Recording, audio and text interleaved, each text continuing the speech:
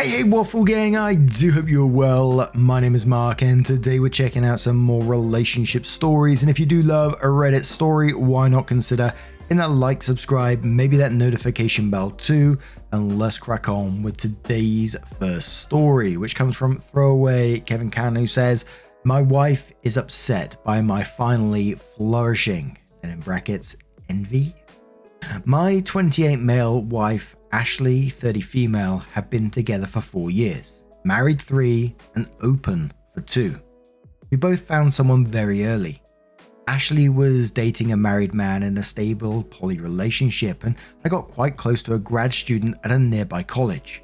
Ashley and I were both high on new relationship energy, but managed to share that with each other, and it was so intense and special. After 9 great months, my grad student got a job offer several hours away. Being slightly introverted, I kind of withdrew into my shell and threw myself into the gym to take my mind off things.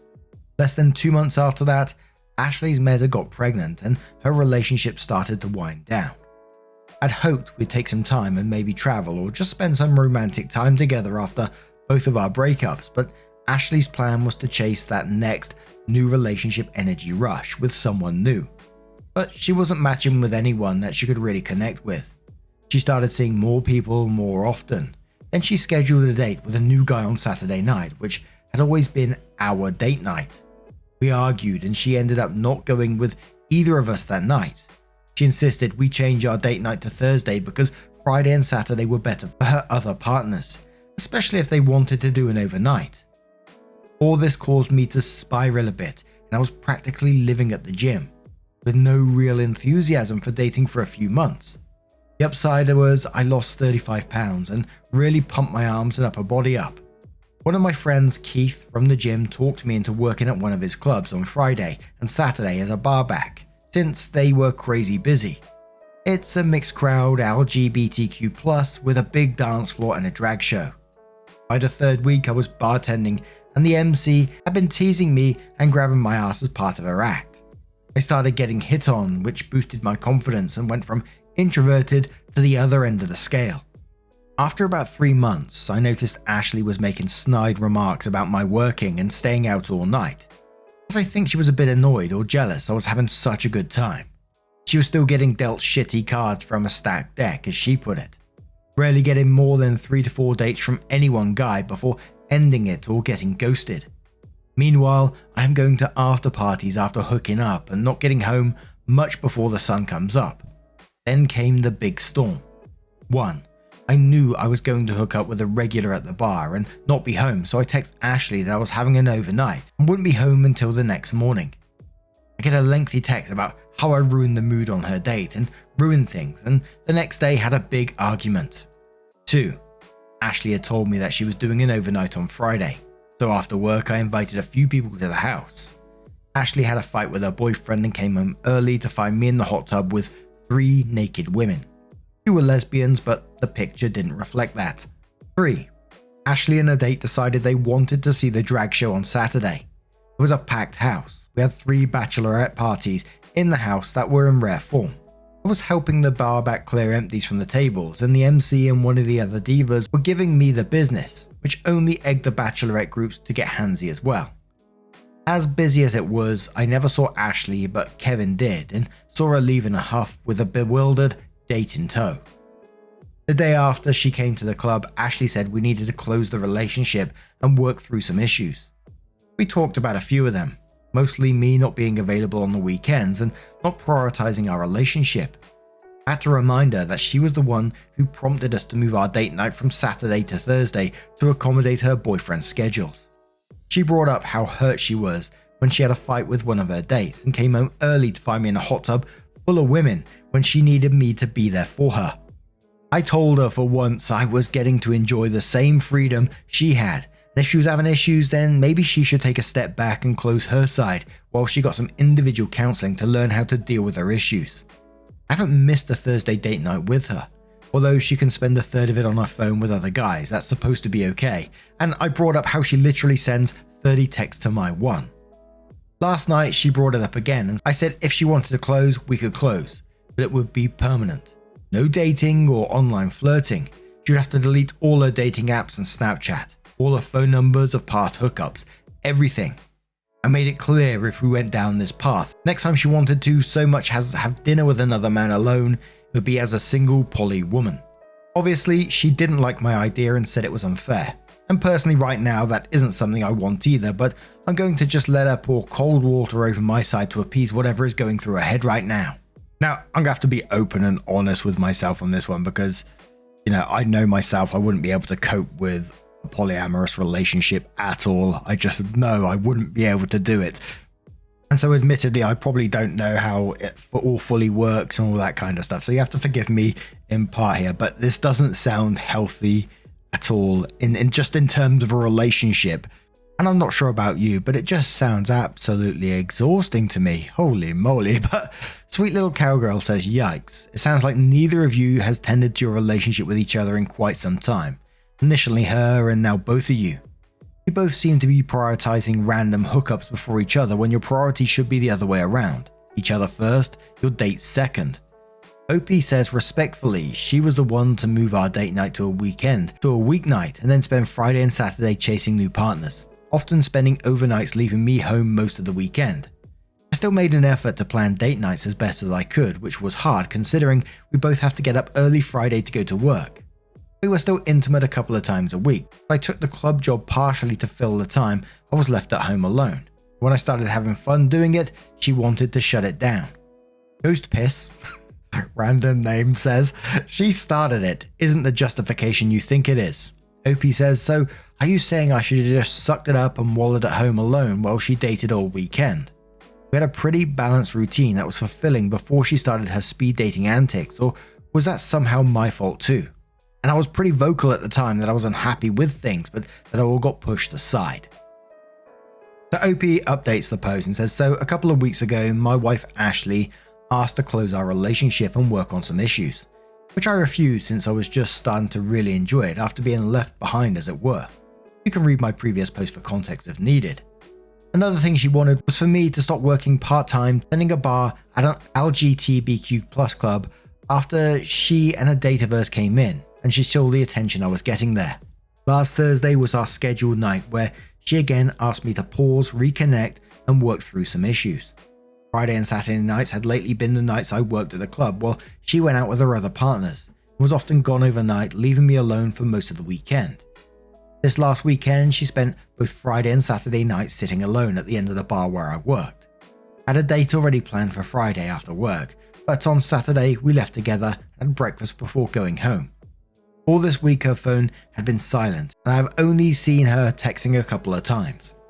All 3 times we have been intimate this week, she has been the one to initiate it, which is the total opposite of the last 9 months. We had a long talk, and she wants to make Saturday our official date night again, in addition to keeping Thursday night as well.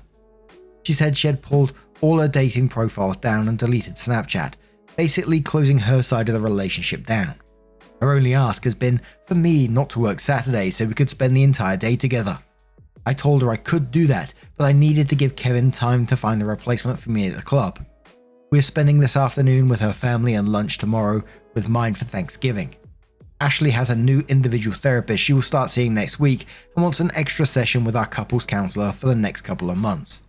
She hopes, but hasn't pressed, that I will close my side as well, but I haven't made up my mind yet. I guess I will wait and see for now. And the top comment with a reply on that one from Hex School, who says, Ashley is simply used to getting what she wants, when she wants, even if it takes pressing OP by showing up to his part-time job. Strategic, since the job is what got him back in the game and having fun. When she significantly blocks OP from what's working for him, the game will change again. Clearly manipulation tactics, OP. Won't be long before she wants you to quit that job outright. That will mark the completion of her plan. She'll wait a bit to magically be ready to get back out there. From reading OP's well thought out posts, it's pretty clear he understands what I laid out above. While ENM, and I googled it and it says ethical non-monogamy, I hope that's right, isn't easy and certainly is a give and take by all parties involved. Once certain patterns become apparent, the side constantly laying down needs to stand back up. Can't imagine how he felt for those 9 months, let alone how little she cared. OP says in quotes, even if it takes pressing OP by showing up at his part-time job, and OP says, Ashley's reasoning for spending time at the club was to 1. Spend more time with me, and 2. Show she wasn't spending time out with her other partners, and 3. And be there when I get off for work. And quotes again saying, won't be long before she wants you to quit that job outright, and then says, originally, she did want me to quit, but has backed off a bit for now. Part of the reason I've resisted closing revolved around the fact when my resources dried up, she could flip and want to be open again, and I would have a harder time reopening than she would. As I said, I don't know too much about this kind of thing, but it just doesn't feel like it's going to end well. And whenever I read stories like this, part of it is always like, oh my God, how do you have time for this? I just think my life is already like too full of shit. I can't be dealing with multiple relationships. Holy shit. And that's no disrespect, of course. I just try to think of it from my point of view and like trying to juggle multiple people around at the same time. So like, nah, I can't be doing that. What do you guys make of this one? Let us know your thoughts down in the comments below, and let's move on to another story.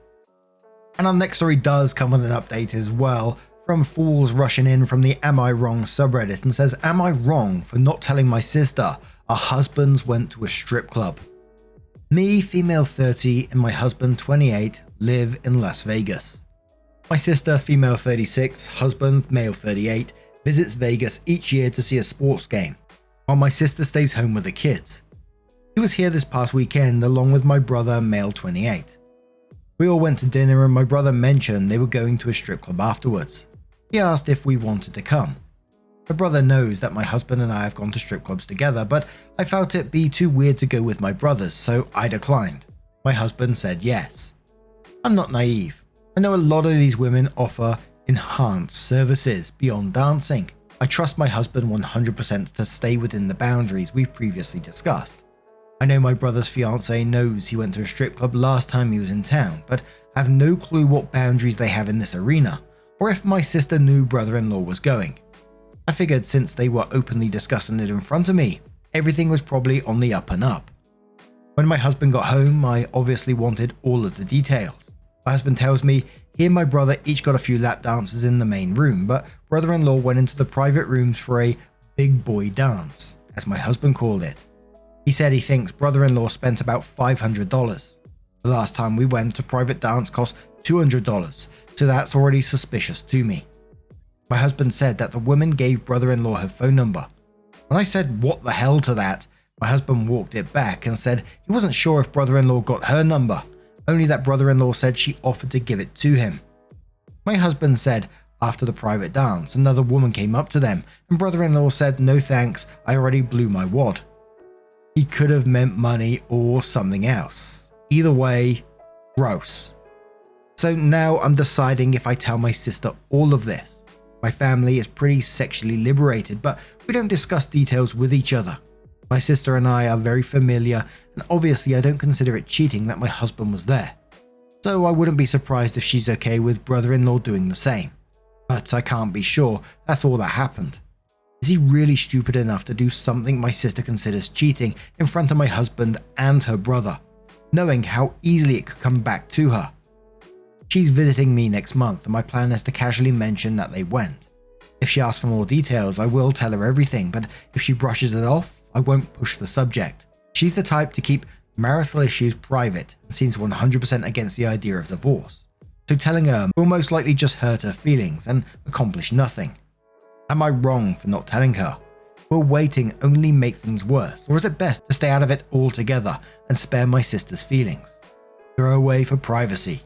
Thanks for your thoughts. So OP first edited that post and said, thanks everyone for replying. I know I have to tell her. Can I get some feedback on this message, please? So I'm sure husband's name wouldn't be dumb enough to do this without telling you, but just for your information, the boys went to a strip club while he was in town. Felt like I had to tell you just in case. And also some more encouragement because I'm dreading sending this like you wouldn't believe. So there were some comments on this one where OP replies, of course. So the first comment said, if your actions cover up his crime in any way, you're an accomplice to it. Be honest with your sister. She deserves to know. And if there are any repercussions for him, that's his fault.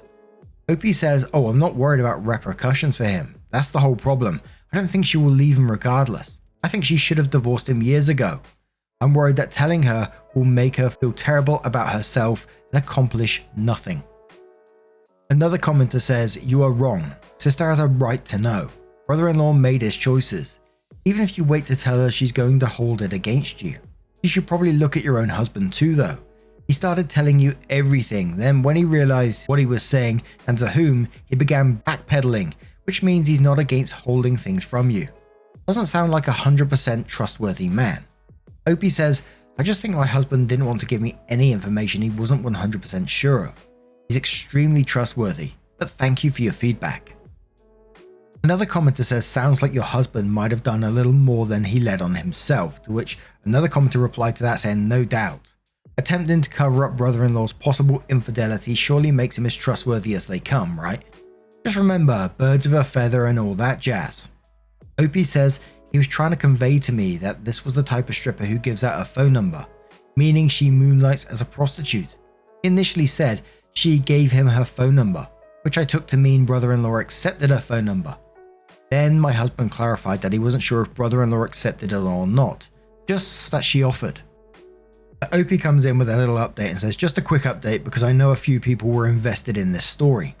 I waited till Thanksgiving to bring it up because I'm a coward, lol. My sister's husband had told her everything shortly after the trip ended. We ended up having a good laugh making fun of the three of them and men in general for being dumb enough to think strippers are actually into them. Happy to know that my sister and I, and soon to be sister-in-law, are indeed as similar as I suspected we were. All is well and we had a great Thanksgiving. Thanks again to everyone for the feedback." So a commenter below that one said, "Well, here's an idea. You and Sis go to the male strip club and have a good time. And you can all laugh about how it's all fun after. Glad it's all fun now." Opie says, "Meh. I've been to one and it was just gross and awkward. I wish there was an actual equivalent for women though. Like a place where hot men just listened to us vent and rubbed our shoulders and complimented our makeup or something, lol." Another commenter says, "Let me see if I understand this correctly. Your brother-in-law may have had happy times with the stripper and picked up an STI. And you found out that night but waited for a month, giving him ample opportunity to infect your sister, and then you told her. I may be a pessimist, but what the fuck?" Opie says, "I was never really worried about STDs. He didn't spend that kind of money." Commenter replies to that saying, "People can get STDs from mouths though. Your sister is very chill. $500 versus $200. He must have tipped really well. Things that make you go, hmm." And then one more commenter says, "Your husband's backpedaling on the story about your brother-in-law makes his own story suspicious. You sure he didn't have a private dance too?" Opie says, "I may be a weirdo, but I actually like it when my husband has private dances. So that's not it. And I think he backpedaled because he didn't want to give any info he wasn't 100% sure about." But now I'm going to turn this one straight to you guys. What do you guys make of this situation? Let me know your thoughts down in the comments below. And we're going to move to one more story, which is from the Am I the Arsehole subreddit. It doesn't have an update as of yet, from Plain Zebra 4553, and says, "Am I the arsehole for calling my girlfriend a bitch for lying about an emergency to test my commitment? My girlfriend, 29 female, Andrea, and I, 29 male, have been together for a few months now. Everything had gone smoothly until yesterday, when she pulled off a ridiculous stunt. She called me late night to say she's nervously injured or having panic attacks and that no one else is with her as her parents are out," which was true, they were out. "She said that she's also got some chest pain and she thinks she's dying, and that she's in a really bad state and can hardly breathe. She was heaving while we spoke. She begged me to help her. She said she's already called 911, but she also wanted to let me know, and I was shocked. I took my car to rush towards her house, and it was only after reaching that I found out she was joking about it. She met me joyfully and said she only wanted to see how committed I am during an emergency, as that's an essential part of a relationship or something. I lost my temper and asked her what the fuck her problem was. She said she was just testing me, and I got pissed off. I called her a fucking bitch and told her I did not deserve to be treated like trash and made use of like that. She was crying by saying that she only wanted to check whether I'm a good fit and that I overreacted. I left the house immediately and haven't talked to her since. She's been texting me, but I just ignored her. Am I the asshole?" Wow, that's crazy behavior. I don't know what reaction people expect when they test people in these relationships. We've seen it like probably 4 or 5 times now where people have tested each other in relationships, and after they expect them to just be like, oh yeah, you just tested me, everything's great now. It's like, what the fuck? You just told me you don't trust me. And not only that, they put OP in danger by saying that I need you here now, and I think I'm dying. So OP's jumped into their car in a rush, probably shitloads going through their head, panicking, which isn't a great way to be driving it. OP thought they was doing their best to get to them to help them out, etc. Mad level behavior, and not something that I particularly want to be around if they're willing to do that. What else are they willing to do? Yeah, it's just mad. Ab1 says, not the arsehole, run. She intentionally put you in a state of panic, causing you to drive in that state of panic, which is a recipe for disaster, an accident waiting to happen. You need to focus on the fact that she never gave your feelings any thought at all. She didn't dismiss your feelings. To dismiss your feelings, she would have to have considered them. She didn't even think about you at all. Your panic was all she was looking for. It made her happy. It made her laugh. That's how sociopaths feel. If you were killed in an accident on your way to her, it would have been a home run for her. And the princess says, nope, she's the arsehole. Testing you like that was pathetic and a childish thing to do. Find a new girlfriend. Not even married couples do that. She would have found how committed you were when your relationship got to that stage. That's your red flag. Don't ignore it. And you called her a fucking bitch in sheer anger, and you had every right to be. I would have been just as angry and said similar. And one more comment from Beadfix, who says, not the arsehole, she is totally the arsehole. If she doesn't trust you enough to feel that you're committed in this relationship, then she needs to rethink the relationship. And a prank is telling someone you got the icky ice cream when you really got the good stuff. It's not, I'm having a medical emergency and I need you. A friend did something similar to me in high school, told me her parents were moving out of state and she wouldn't be able to finish her senior year with us. I felt so bad and told her how much I'd miss her. In the same phone call she said, I just wanted to see how you'd react. I should have dumped the friendship then. I waited a couple of years and she did something equally as stupid and I never spoke to her again. Thinking back, as a teenager, there was a group of us who went to a neighbouring town, Whitney, and one of my mates was meeting his girlfriends and was catching up with her friends as well. And they went off, they said they was going to the shops, the group of girls did, so we was just hanging about playing football or whatever. And the boyfriend in our group had a phone call from her and just said something along the lines of, I'm laying in the road, I need your help now, come help me, and then sort of said her location and hung up and turned off her phone. And then obviously we all panicked. It was like, what the fuck's going on? Why are they doing this? And we all ran off and we ran to this location where they were, and she just burst out laughing because they were all just sat on a bench waiting. We thought, fucking hell.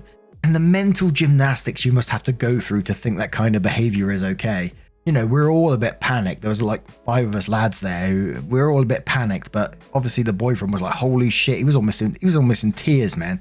It sort of didn't compute to us straight away about like, why is she lying in the road? Why is she doing this? Why is she on her phone laying in the road asking for help? It was just like, holy shit, and panic set in. But yeah, they didn't last too much longer after that. But anyway, I'm going off on one as usual. Now I'm going to turn this one to you guys. What do you guys make of this situation? Let us know your thoughts down in the comments below.